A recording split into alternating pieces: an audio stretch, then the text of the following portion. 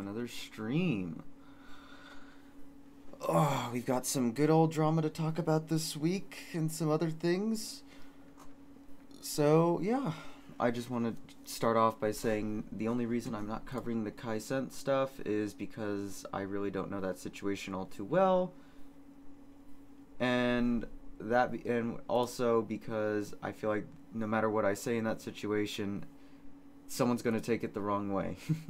So, I'm going with... really? Already?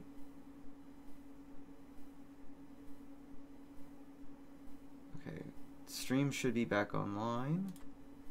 That was weird. Hopefully that doesn't happen throughout this thing. I did try and fix up my internet and stuff like that over the weekend, so I might have screwed with some things, but we should be fine. Crossing fingers.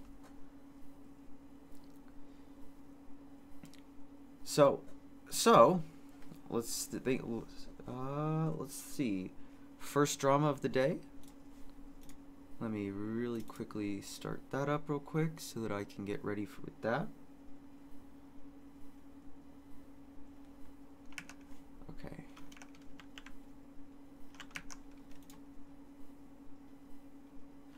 Alright, so let's click that. Alright. So the first drama of today, we're going to be talking about Froggy Fresh being kicked out of the Creator Clash 2. Now, for those that don't know, Creator Clash is hosted by iDubbbz. It is done as a boxing event, and it typically has a card like of different people that will be on it. And well, Froggy Fresh going up against Chris Raygun was kicked from the card for making fun of both Anissa and Anissa's mom, presumably. So, you know, this comes as a bit of a surprise. Creator Clash tweeting out, "There's been a change in the lineup and Froggy Fresh will no longer be fighting against Chris Raygun. We will announce his replacement in the coming days. With just 3 weeks left, the countdown to Creator Clash 2 has begun. Creator Clash's goal is to make an inclusive and fun environment for creators and fans while giving back to charity. That has always been our mission, and Froggy Fresh's recent behavior does not align with that mission. We look forward to sharing this positive experience on April 15th. Well, some people have called that kind of lame, and not really a great reason to kick him off a card that he's been training for months.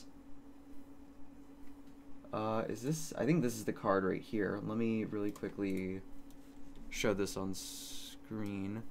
So here was the card. And where was he? He was against Chris Raygun. Right here. Oh, that didn't help now, did it? Alright. You can see Froggy Fresh versus Chris Raygun. That was supposed to be the event, but sadly, that is no longer the case. And people have not been very happy about this. In fact, this tweet was made with comments off. Ooh, that is quite a feisty set of things. So anyway, Froggy Fresh responds with, "Damn, comments off," with a thinking emoji, thinking face. I did not know I had that ability. Sam Hyde responds with, "Can you believe this?" Now, many people believe that he was kicked from the card because of his recent actions and the fact that Froggy Fresh trained with Sam Hyde, which I'm inclined to believe, because there's no other explanation as to why you'd want to kick him. Froggy Fresh, Sam Hyde, his people, those he brought in to work with me, along with Carlos Wrangler, I'm sorry if I butchered his name, at Square Circle Boxing Academy have treated me with great kindness, respect, and have taught me so much along the way. So again, going back to, you know, him being kicked after doing all this rigorous training. Charlie, Moist Critical on the situation, "I'm really disappointed by this. Kicking him for Twitter controversy after months of training is brutal. I don't think any jokes he made were intended to be mean-spirited or shit on anyone. Hopefully they reconsider this decision." This was done. This was the 25th. It is now the 28th. They have not reconsidered. Now, this is where things get interesting. Gideon offered $100,000 to Creator Clash's charity for Froggy to be put back on the card. And this was during a Twitter space. I don't have clips of the Twitter space, so I'm sorry. I would pull those up, but I just don't have those available. Keemstar, and for whatever reason they got temp banned. The Creator Clash, they are back up, as you can see. If I go to their page, everything's back up. Presumably they were false DMCA'd. Of course, I could have just gone to their Twitter to find that. So that happened during all this. This is Froggy fresh on the matter. Real quick clip. There seems to be substantial evidence that Chris Raygun is now on Adderall. Bill, young man. Amphetamines couldn't save Hitler, and they can't save you either. On April 15th, if I don't hurt you beyond what anybody could have imagined, I will be so disappointed in myself that I will subscribe to Anissa's OnlyFans. So that is what got him in trouble in the first place, saying that he would subscribe to iDubbbz's girlfriend or wife's OnlyFans, Anissa. I don't know what he is to her. I can't remember. That is my fault. And finally, we have Comment Cop. I'm totally fine with dudes joking about and jacking off to Anissa's OnlyFans. If I lose my boxing fight, I will subscribe to Anissa's OnlyFans. So this is iDubbbz, this is Froggy Fresh, and then Creator Clash obviously responding with there's been a change in the lineup. People haven't really been receiving this all too well, and for good reason. This is kind of a BS narrative that they're trying to push onto Anissa, or onto the public.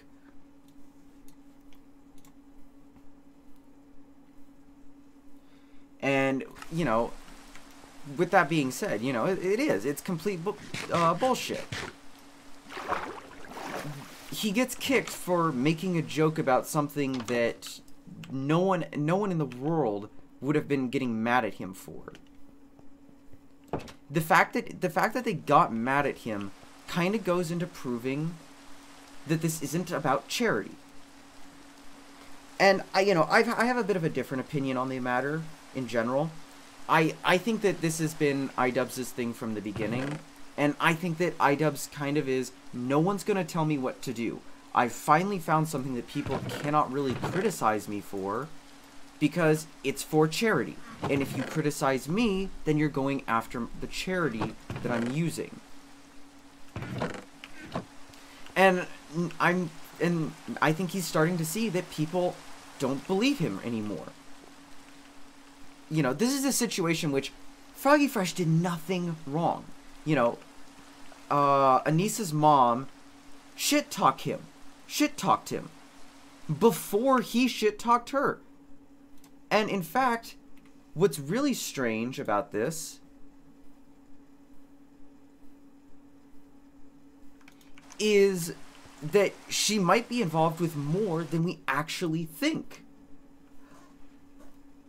Let me go back over to here. Matt Pitt found an article, oh come on Anissa's mom from 2016 where she talks about moderating her daughter's Twitch chat and defending her daughter. This goes beyond Froggy Fresh. Anissa's mom is way too obsessed with her daughter's influencer career. I actually haven't read this yet, but this is from Kotaku, where we can see that yeah. Let me, I haven't read this article yet, and I'm kind of doing live research on this, but we can see this is talking about Anissa Jamha. I'm sorry if I butchered her name again. I'm not great with names.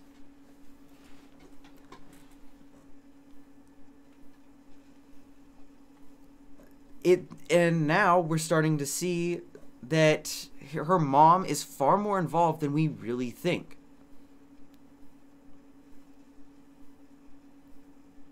And we're seeing at first Anissa did not believe that it was her mom. Of course, somebody would impersonate her mother in Twitch chat. Soon, though, after repeated insistence, Jama's presence was unmistakable. Anissa actually thought it was funny, kept watching. The mom kept watching and participating bit by bit, beginning to respond to trolls and fans in the chat. So yeah, you know, and maybe this is going into like making fun of Anissa, but I kind of have a different thought on that. You know, iDub said that a very long time ago, and of course opinions can change and stuff like that can happen, but I don't really think that it changed. I think he kind of went into it and thought, oh, they'll let up on her eventually. They always do. You know, they do this trolling, but they don't do it for very long before they eventually will give up and move on. Except they never did. She is still being made fun of years later. And I think that's kind of where this whole controversy kind of stems. This is his anger finally being played out. And we're seeing the real, like, items, the business side of him, in effect. iDubbbz has, and I think iDubbbz has always been like this. I think that he's always been more business-oriented than we really thought. And that this is only, you know, and only recently have we really seen the real iDubbbz. Because he's just tired of people making fun of him.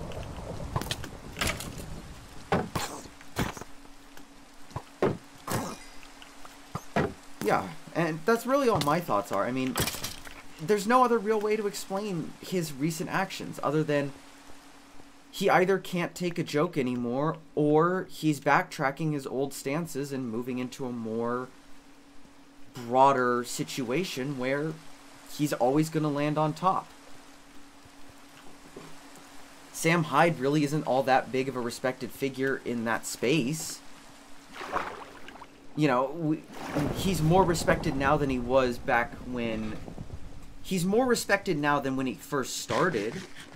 But that's because the more stuff that came out against him, the more we realized, hey, this is a lot of bullshit. And I think that this also kind of stems at the fact that he had a failed content cop on Sam Hyde. If you remember, that in itself was a controversy as well.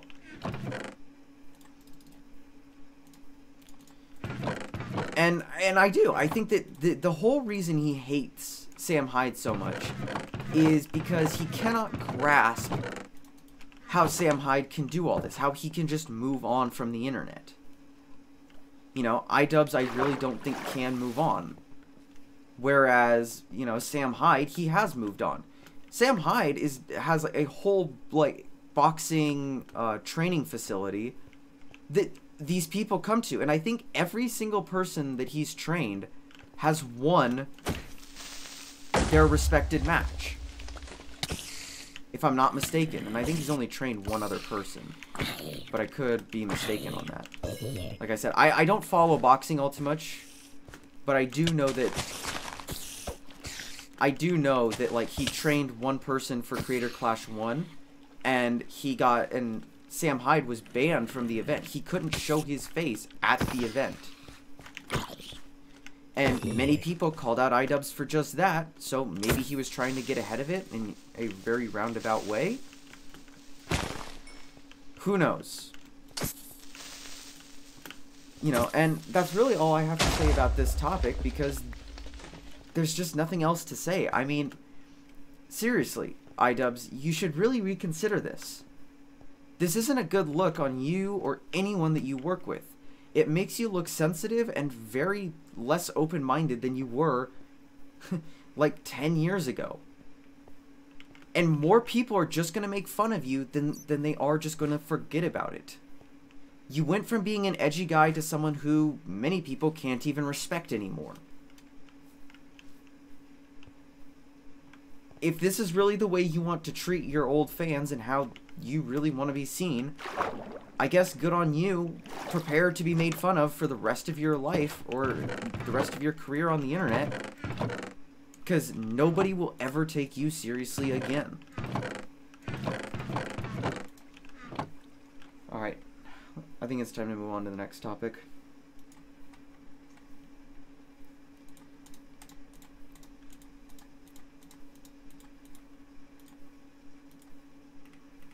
You know, these are going to be shorter topics as well because there's not been much news lately. At all, for that matter. So we might just be doing a short stream today, which is fine. I don't mind it. Alright, let's go. Alright, so PewDiePie. PewDiePie has been in the news recently, not because of anything he's done, or not because of anything he said or anything like that, but because he mysteriously is running all his YouTube videos on Twitch as a real life infinite money glitch. So this came to us a little while ago when we heard that PewDiePie's channel makes a surprise return and leaves fans baffled. Many thought that his channel had been hacked, but it looks like this might just be PewDiePie streaming all his videos over there. Maybe he's doing research for a new video that he's going to be putting out. Maybe he's showing people that this is something even further related to an older controversy in the Twitch, in a Twitch issue that's just restreaming videos with minimal reaction. This time he has no reaction and he's streaming his own content, but maybe it's for a video. We don't know yet. PewDiePie made YouTube history as first solo channel to amass over 100 million subscribers before he took a bit of a hiatus and was eventually dethroned by Mr. Beast not too long ago. During that rise to the top, Sweetie did dip his toe into streaming a little bit using YouTube to broadcast Minecraft in the early days before signing a deal with DLive.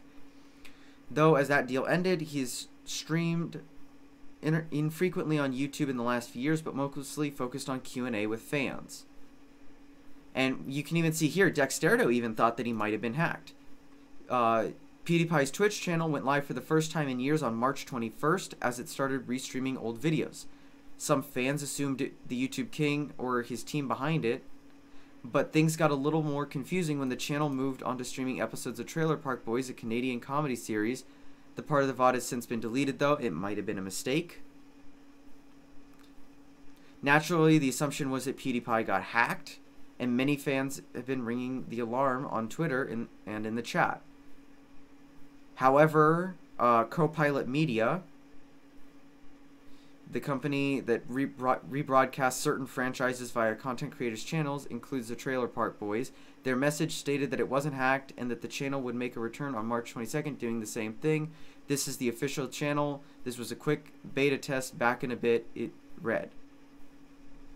So you can see here, PewDiePie Infinite will return in a few hours. There was no hack. This was an official channel. That was a quick beta test. Is that? Yeah, back in a bit. I don't know why that's there. As of writing, the channel has not streamed again since that message, and it remains something to keep an eye on. PewDiePie hasn't said anything about it either, which has the fans even more confused by it. And we can see here that this was the tweet that started it all. And we really don't know much more than that. I mean, it would make sense that this is PewDiePie after all. Given that it was his content, I would imagine that this was probably his doing. It could be this Copilot Media trying to do something, but it doesn't make a whole lot of sense, and I have a feeling that his channel was kind of hacked, or maybe that this was a deal he was doing through Copilot Media. There's a lot of questions, not a lot of answers right now. So, it could be that, in my opinion, it looks very strange that it hasn't streamed since. And in fact, let me check something real quick. Just gonna go to his Twitch channel and see if it's streaming. And it is alive again. And I'll show that in just a second as soon as this ad's over. But, you know, it is strange that he's restreaming his old content for seemingly no reason at all. It makes you wonder what he's doing. Because usually PewDiePie doesn't do something like this without a reason. We've seen this in the past. Where, well, not this thing. Here you go. As you can see, this is his channel streaming live. Let me really quickly. You can see it says live right here. Whoops, right here. It says live. Watching my vids on a forever loop with Twitch chat. It's been going on for 42 hours, so it's been live a while. So yeah, it's extremely strange that all of a sudden he's restreaming all his content on Twitch. Now, this isn't the first time something like this has happened. If you follow like anything related to Pokemon, they constantly broadcast older episodes of the series. And harder ones to find. So it would not surprise me if he's trying to be like these companies are, especially considering that they have a kid coming. Because it doesn't really make much sense for PewDiePie. Usually he does these things for a reason, and usually that reason has to deal with like he's making a video, he's doing research for something, or he's just trying to see something in general. So, to me it comes off as strange, and to other people it has come off as strange as well. Yeah, and with that being said, that's kind of really all that there is to talk about at the moment. I will update if there is anything to update about. But for right now, there really just isn't anything to really say any further on this matter. I mean, I guess great that PewDiePie is back. I hope that we see 100 more years of PewDiePie. I'm just kidding on that. That's a joke. You know, I just hope that whatever he's doing pays off in the long run. And he's all the well, considering he has a kid on the way. So, I'm going to move on to the last topic of today. And then we do have a little bit of a rant to go on. Because Mando Season 4 happened, or not Season 4, Episode 4 happened. Tomorrow's Episode 5. I do things on Tuesdays, if you're watching the VOD. Every Tuesday. I can wait just a second, though, because I want those. There is a lot of skellies.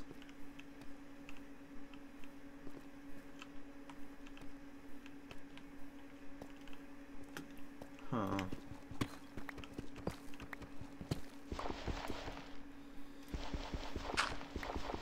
Give me 1 second, chat. I'm gonna dig down. I'm going to pay the price for digging down. Yes. Alright, let's, fuck. Alright, let's, switch back over to here real quick while I do things. So, Linus Tech Tips was hacked recently. This comes as a surprise to many people because Linus Tech Tips has always been known for, Linus Tech Tips has always been known for preventing these types of things or helping to prevent these types of things, and it happened to him. So we have Drama Alert here reporting that Linus Tech Tips was hacked on YouTube by crypto scammers. His channel has since been removed. As a result, it is back up now. We'll save that for a little bit. I should have done these in a little bit better order. John Swan reports that Linus Tech Tips got hacked and the hackers are publishing hundreds of unlisted private videos, altering the descriptions with their scam links. So we can see right here all the different things that are going on. You can see a massive list of videos. And right there. Thank you to Drew for pointing out that Linus Tech Tips channel got terminated and YouTube is a big mess right now. lastly, we have Linus himself talking about the situation. I will let him talk. Of attacks that bypass trivial things like passwords and 2FA entirely by targeting what's known as a session token. Now, many of you will know this already, and if you do, give yourself a cookie. But after you log into a website and your credentials have been validated, that site will provide your web browser with a session token. This allows your browser, and by extension you, to stay logged in when you restart your browser and go to access that site again. This isn't a bad thing, it's a good thing, because realistically, nobody wants to type in a password every time they want to post instant regret on the internet. But hold on a second. That cookie is stored locally on your device. How would someone else get it? So you can see that he talks about these scam things quite often. He knows how to talk about these things, and it is kind of sad to see Linus. It does go longer. It is kind of sad to see Linus Tech Tips get hacked, and this whole thing. And YouTube really is a big mess. The fact that you can bypass it simply with this simple little trick, it's something that shouldn't be possible. I mean, it is. It's something that is possible, but it really shouldn't be possible with YouTube, or any site for that matter. It should always require you to sign in, you know? It's just a bit strange, and something that I don't think many people really see as like, oh, well, it's, just don't click on weird links. Not all the time do these weird links look like weird links. I myself have had an experience where I've gotten weird links that I don't open links from emails no matter what. But, there are times that I've even said, this looks a little bit legit. So I'm going to let Linus continue talking. Well, that's where we made a mistake. Someone on our team, and I'm not saying it was Colton, downloaded what appeared to be a sponsorship offer from a potential partner. It was an innocent enough mistake for the most part. The email came from a legitimate-looking source, and it didn't raise any immediate red flags, like being full of grammatical errors. So, they extracted the contents, launched what appeared to be a PDF containing the terms of the deal, then, presumably when it didn't work, went about the rest of their day. What happened in the background took place over the course of just 30 seconds. The malware accessed all user data from both of their installed browsers, Chrome and Edge, including everything from locally saved passwords to cookies to browser preferences, giving them effectively an exact copy of those browsers on the target machine that they could export, including, that's right, session tokens for every logged in website. Now, no one should unzip an email attachment. File extensions should always be double-checked when you are executing anything, and any file that doesn't do what you expect should raise immediate red flags. But then, on the flip side, I can hardly blame a sales rep or a video editor or someone in accounting for not being up on the latest in cybercrime. And I also believe that in a healthy organization, actually rolls up the hill rather than down. So there's not going to be any disciplinary actions, because the simple truth is that if we had more rigorous training for our newcomers and better processes for following up notifications from our site-wide anti-malware, this could have been easily avoided. So that was Linus on the issue. And obviously Linus is saying, oh no, this wasn't YouTube's fault, this was our fault, and blah, blah, blah, blah, blah. But it brings up a greater issue with the YouTube platform, which is the lack of security at times. Linus is one of many channels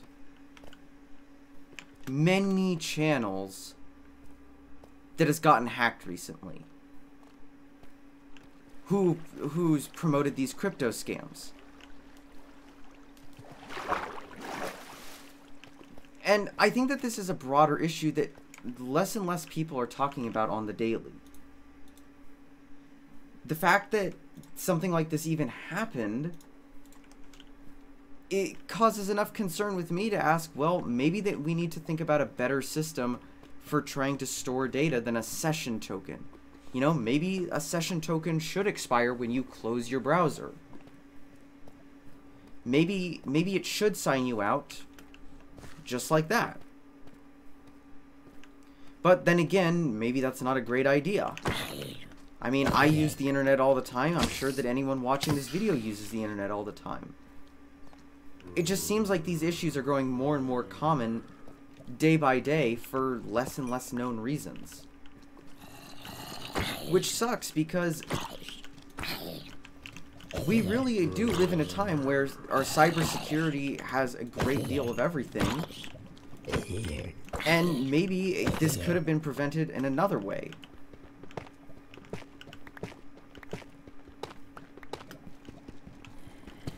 You know, but if Linus is willing to take the blame on this one, I mean, good on him. I think that he is a little bit...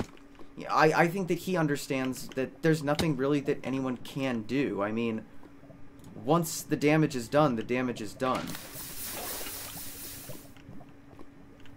There's not much you can do about that.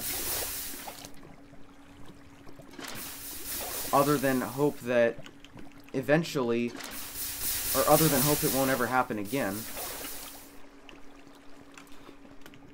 You know. So, I mean, that's all I really have to say about this topic.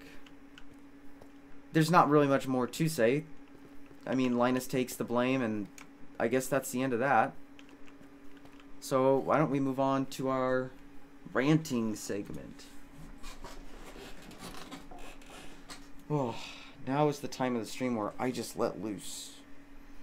Give me just a second to stretch, though. Holy shit. So much interesting stuff has happened this week. I mean, I'm gonna sound like an asshole for saying that and then saying, I mean, you had the Nashville shooting. Fuck. I didn't mean it like that. I'm just saying, like, a lot of interesting stuff has happened over the course of a week. And that shooting was insane.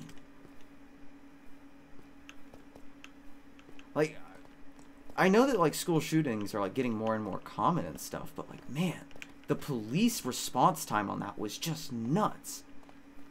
I don't want to get banned on YouTube, so I'm not going to share the footage, but there is footage out there on Twitter. That's where I saw it, and it was like, holy frig, man. Those police knew exactly what they were doing and exactly where they were going. I'm glad that our responses are getting better to these types of things, because, man, that sucked. This isn't the ranting segment. I'm going to talk about The Mandalorian in just a second. I just wanted to talk about that, because I can't really show anything for that, which sucks. So it's like, I wanted that to be a topic, and there would have been a lot more to talk about if I could have done that. I would have done 4 topics, I think. No, I don't know. I probably would have gotten rid of the Pewdiepie segment to replace that one. But man, that whole thing was just insane to me. I mean, you even have someone like let me get it up real quick, because it was pretty friggin' mental. Let me see. I know that Tommy said something about it, and I agree with what he said, which was just. Yesterday, so this was done today, yeah. Yesterday is what happens when you convince people that words and criticism are equal to violence and that their people are being killed each day. Some don't see it as a political tool. It is. Some take it literally. So, you get what you ask for, and that's the school. It's like, god damn. And apparently the kid was like an LGBTQ person. I don't really know exactly what they were. I just know that that was what I read somewhere. It was a trusted source.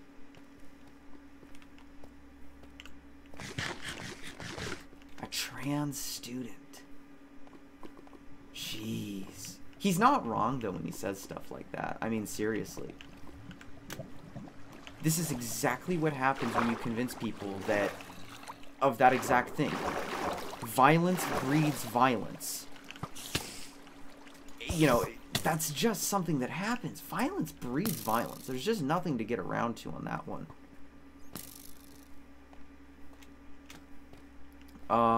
Anyway. I think I'll move on to The Mandalorian now. Because that was interesting.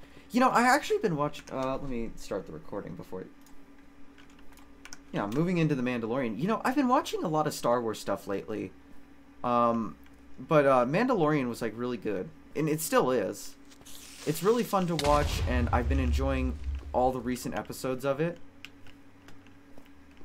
I didn't really care for Episode 3, though. I will say, I thought Episode 3 was a bit lackluster and very... It just seemed like it didn't fit in with The Mandalorian. I felt like I was watching something completely different during Episode 3. You know, 1 second we were on that, and then, oh, wait a minute, we're in Andor now. It was just like, whoa, wait a minute, why are we focusing on this guy for a whole episode? Like, is he going to be important in, like, 10 minutes? Because that didn't really make... I'm not going to spoil anything. I'll probably put a thing in the beginning if I spoil anything too major. But, you know, it was like, whoa, why are we all of a sudden focusing on this guy? Like, we were just on Din and Bo-Katan in the Mines of Mandalore, and now we're on Coruscant following the clone scientist guy for a whole episode. I did get bored of that one. I will admit, I didn't turn it off. I kept watching it because it was interesting. But it was a little bit of a boring episode, all things considered. I know that they're probably trying to set up for, like, explaining the sequels a little bit better than what they did in the sequels. That was such a bad story. The Palpatine storyline was so bad. There was a great way to end it after the Rise of Skywalker, or not the Rise of Skywalker, the Last Jedi, following what they did in the Last Jedi, and they were like, you know, what if we just put Palpatine in here? We don't explain how he's back. The only way we explain it is, cloning secrets that only the Sith knew. Okay. Because that's supposed to explain anything to the audience. It was so just strange watching that whole thing unfold. Yeah, but we're at the midpoint. It's episode 4. This is going live when episode 5 is up already, but I'm not covering that. So I recorded this on a Tuesday, the Tuesday before, and I'm talking about this on a Monday. So if you're watching this in the future, good job. Just know that I haven't seen episode 5 by this point. And this is kind of just me talking about episodes 1, 2, and 1, 2, 3, and 4.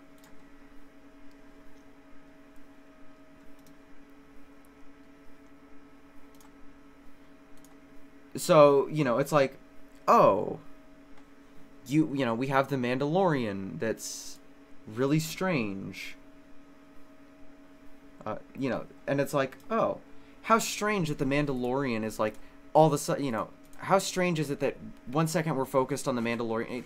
It really has seemed like they tried to turn it into the animated show above all, where it's like, we can focus on multiple characters, but inevitably it will lead out to a better story, instead of just focusing on a story that's more coherent.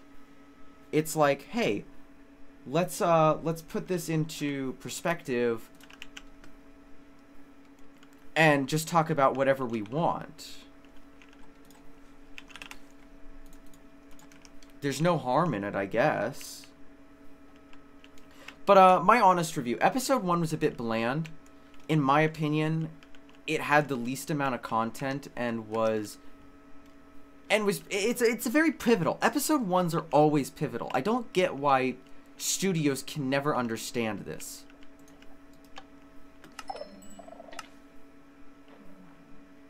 You know, I don't get why studios can never understand that we just need a series that makes sense in the same way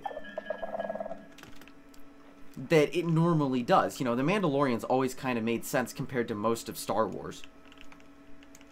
It's been the most consistent in explaining everything that it introduces, explaining every fine bit of detail.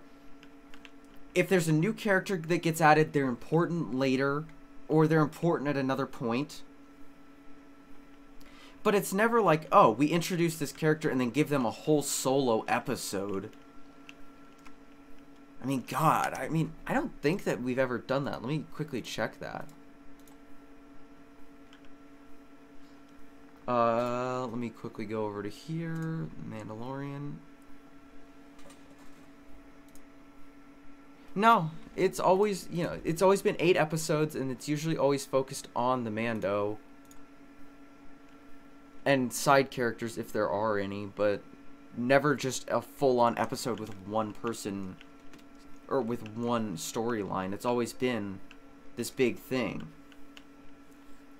of, hey, there's multiple storylines. So episode 1, it was fine for what it was. It recapped the Book of Boba Fett, which was the only thing that I didn't really care for. You know, it was like, why recap something that we already know about? Why not just go into the story? Because if you haven't watched the Book of Boba Fett, what are you watching this for? I guess they had to kind of do that, but it still was just, it was a bit bad in my opinion. It was executed poorly, I guess is the best way to say it.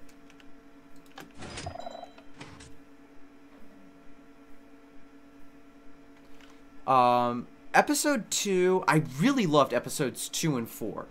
For whatever reason, I actually liked episode 4, and I really liked episode 2. Episode 2 showed us something that I'm not going to spoil, but it was major. And I think that by the time we get to episode 8, we're going to understand why it's major. Without spoiling things, I see it as what they're trying to do is they're going to have Bo-Katan teach Din Djarin what it means to be a Mandalorian and what it means to wield the Darksaber. She's wielded it in the past. She knows what she's doing.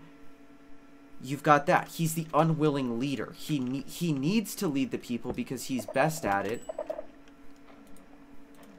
But he's unwilling to admit he is a leader. And I think that's where the conflict in him is with the Darksaber. He can't wield it because he doesn't think he's worthy of being a leader. He's not known the Mandalorian culture like someone, say, Bo-Katan or the Armorer or even Paz Vizsla for that matter. The isn't that his? That's not his name. Mandalorian season 3 cast. I can think about him. I just don't remember his name.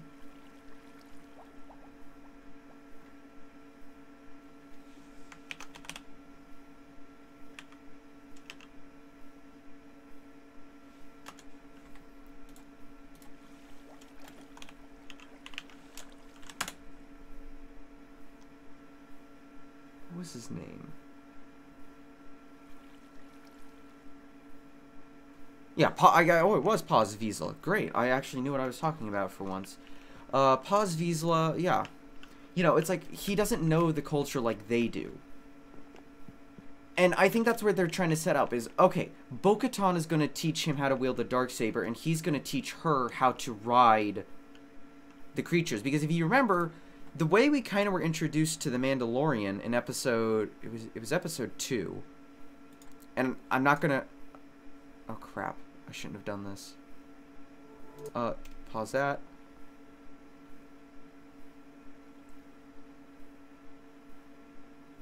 No, it was actually episode 1. The first episode where they introduced him, they gave us, I don't know if this is gonna work. I should have tested this. It's not. Okay. Damn it. They gave us, the character, you know, they introduced a character where he goes like, you are Mandalorian, your ancestors rode the great mythosaur. And this is where he learns to ride this like creature that this guy is on. And that's how we're introduced to him in episode 1. He's literally riding a creature.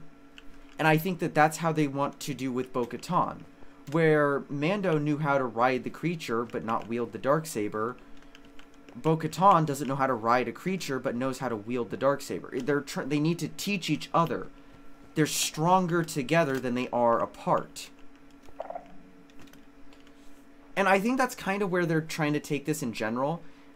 I know that this is going to be a controversial opinion, but I liked the Book of Boba Fett because they kind of taught us that family is the way of the Mandalorian. You know, Boba Fett was always obsessed. He wanted to create this family. He wanted to rebuild Tatooine after Jabba the Hutt and all that.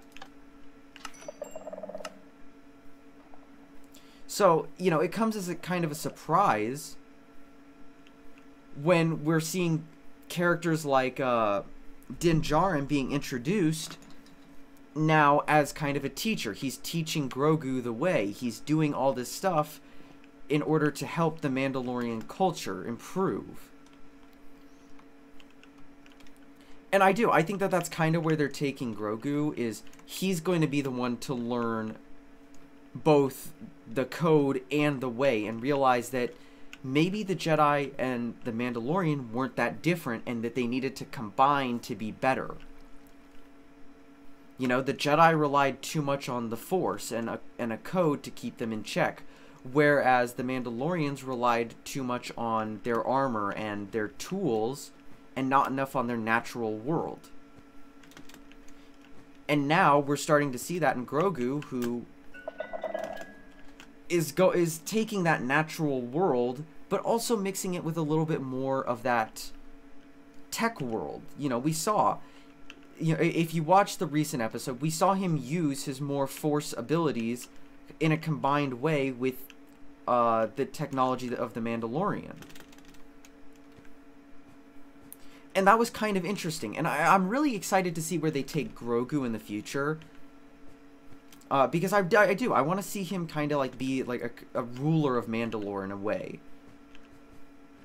He is the thing that will combine them both. Whereas Bo-Katan can wield the Darksaber and Din can ride the beasts, Grogu will be the one to combine both. He will be able to wield the Darksaber and ride the beast. But I haven't really even talked. So episode 1, mediocre. Not the worst, not the best. Not the best starting. But it was kind of a fun watch. Episode 2 was one of my favorites, mainly because we were in the minds of we saw Mandalore in live action, I think, for the first time. And that was really interesting. No, the second time. I mean, it was just a bombing, but I guess it counts.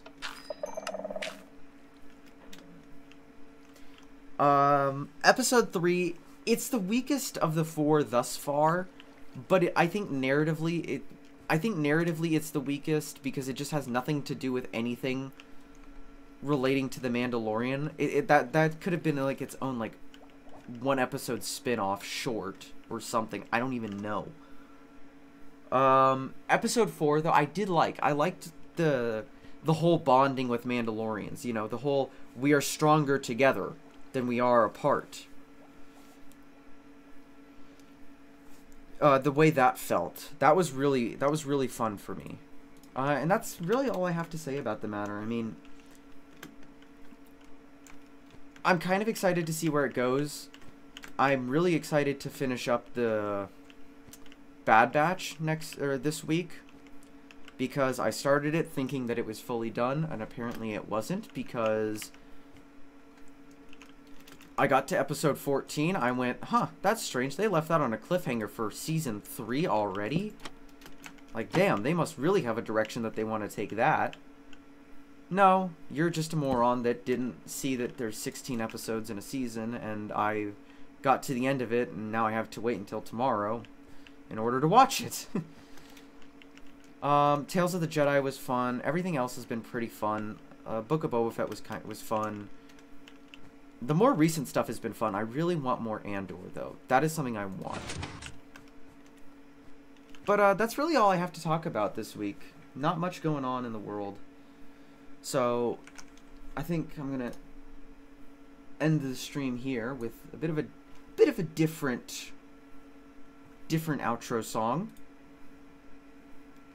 I'm gonna have to fade off, guys. It's been fun while it lasted. But I'm going to see you next week.